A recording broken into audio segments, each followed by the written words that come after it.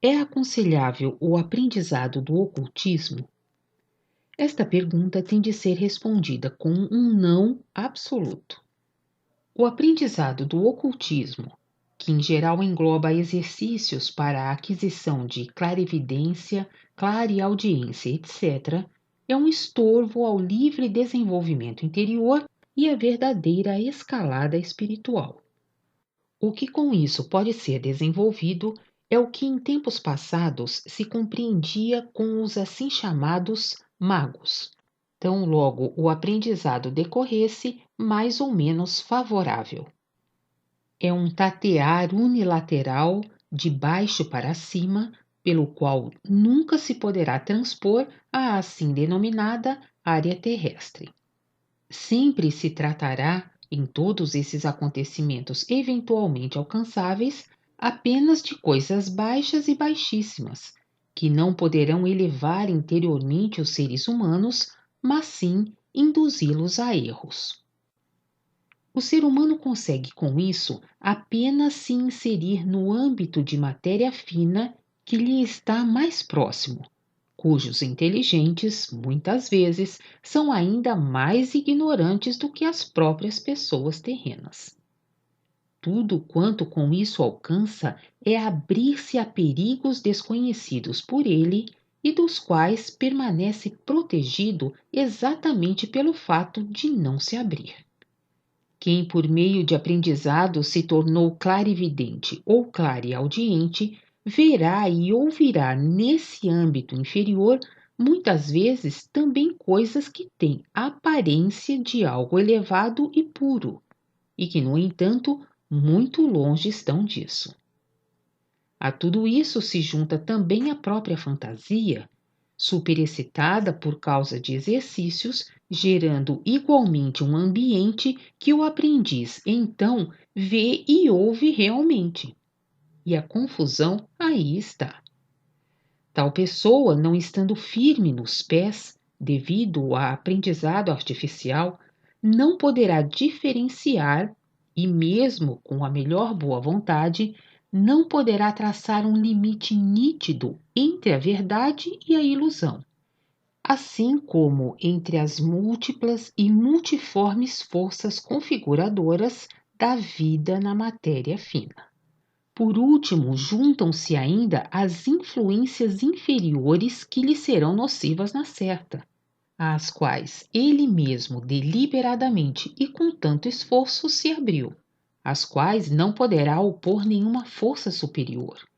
E assim, tornar-se-á logo como um destroço de navio sem leme num mar desconhecido, podendo tornar-se perigoso a tudo que lhe vier de encontro. É idêntico a uma pessoa que não sabe nadar. Num barco, estará perfeitamente apta a atravessar com toda a segurança o elemento que não lhe é familiar, comparável à vida terrena. Se, porém, durante o trajeto tirar uma tábua do barco protetor, romperá uma brecha no abrigo, por onde entrará a água, roubando sua proteção e arrastando-a para o fundo. Por não saber nadar, tal pessoa será apenas uma vítima do elemento que não lhe é familiar. Eis o processo no aprendizado do ocultismo. Com isso, a pessoa só arranca uma tábua de seu barco protetor, mas não aprende a nadar. Contudo, também há nadadores que se denominam mestres.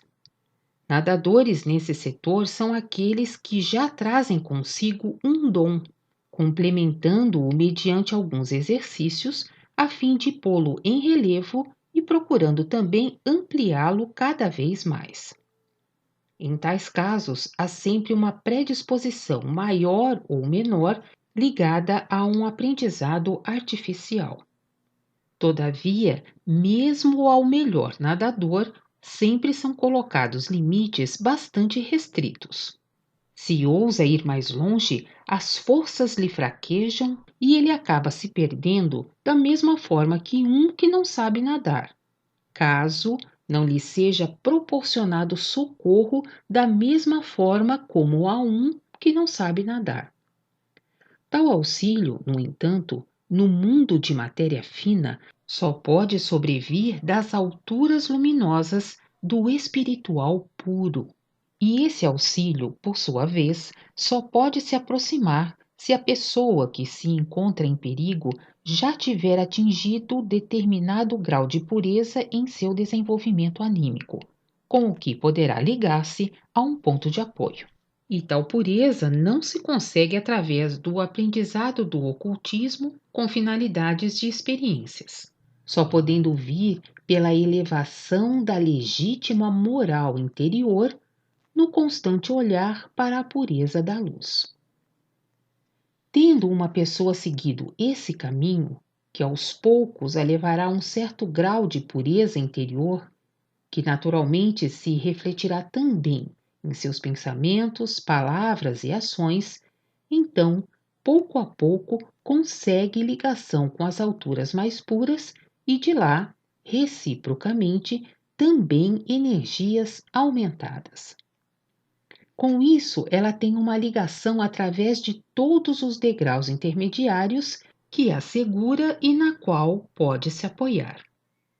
Não demorará muito e tudo lhe será dado sem esforços próprios, o que os nadadores inutilmente procuravam obter, mas com um cuidado e precaução que jazem nas rígidas leis da reciprocidade, de modo que sempre receberá apenas tanto daquilo quanto pode dar de força equivalente, pelo menos na mesma intensidade, com o que de antemão fica eliminado qualquer perigo.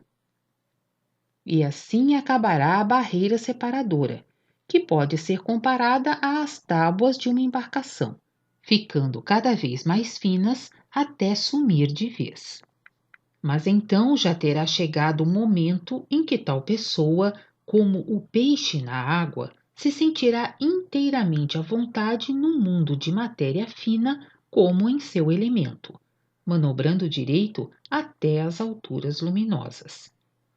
Esse é o único caminho certo.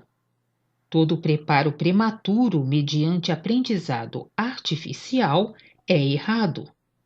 Somente para o peixe habituado à água, esta apresenta-se realmente sem perigos, por se tratar de seu elemento, e para o qual ele traz em si todos os aparelhamentos que mesmo um exímio nadador jamais conseguirá adquirir.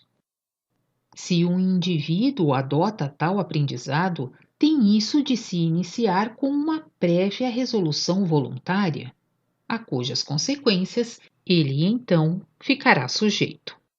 Por conseguinte, não poderá contar que um auxílio lhe deva ser dado. Dispôs antes do livre-arbítrio de resolução. Uma pessoa, porém, que incentiva outros a tais aprendizados, donde resulta toda sorte de perigos, tem de arcar com uma grande parte das consequências como culpa de cada um individualmente.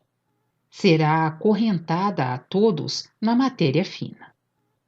Após sua morte terrena, terá de descer irrevogavelmente até aqueles que a precederam, que sucumbiram aos perigos, até aquele que caiu mais profundamente. E ela mesma não conseguirá subir enquanto não houver ajudado cada um daqueles a se elevar de novo, enquanto não houver extinguido o caminho errado e, além disso, recuperado o assim perdido. Isso é o equilíbrio na reciprocidade e, ao mesmo tempo, o caminho de graças para ela, a fim de corrigir o mal cometido e ascender. E se aquela pessoa não tiver agido apenas pela palavra, mas sim também pela escrita, sua situação ainda será pior, porque seus escritos continuarão a causar danos mesmo depois de sua morte terrena. Terá então de aguardar na vida de matéria fina até que ninguém mais apareça daqueles que se deixaram desviar pela escrita, aos quais, por isso, ela terá de ajudar a subir de novo. Séculos poderão passar nisso. Com isso, porém, não se quer dizer que o âmbito do mundo de matéria fina deva permanecer incólume e inexplorado na vida terrena. Aos interiormente amadurecidos, sempre será dado aquilo na hora certa para que se sintam à vontade, o que para outros encerra perigos. Ser-lhes-á permitido contemplar a verdade e transmiti-la. No entanto, terão também aí uma visão clara dos perigos que ameaçam aqueles que, unilateralmente, mediante o aprendizado do ocultismo, querem intrometer-se nos baixios de um terreno que lhes é desconhecido. Estes amadurecidos jamais darão estímulo a aprendizados ocultistas.